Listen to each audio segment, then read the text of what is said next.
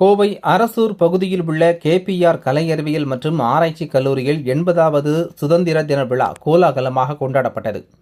கோவை அவிநாசி சாலை அரசூரில் அமைந்துள்ள கேபிஆர் கலை அறிவியல் மற்றும் ஆராய்ச்சி கல்லூரியில் நாட்டின் 80வது சுதந்திர தின விழா தேசப்பற்று, உற்சாகம் மற்றும் பெருமிதத்துடன் சிறப்பாக கொண்டாடப்பட்டது.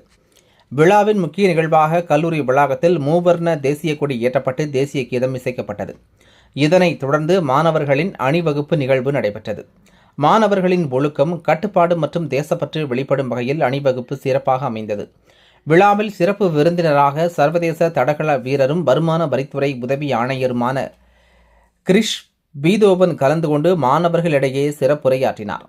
தனது உரையில் இளைஞர்களே நாட்டின் எதிர்காலத்தை நிர்ணயிக்கும் முக்கிய சக்தி என்றும், தங்களது அறிவு, திறமை, ஒழுக்கம் மற்றும் கடின உழைப்பின் மூலம் நாட்டின் வளர்ச்சிக்கு மாணவர்கள் சிறப்பான பங்களிப்பை வழங்க வேண்டும் என்றும் வலியுறுத்தினார்.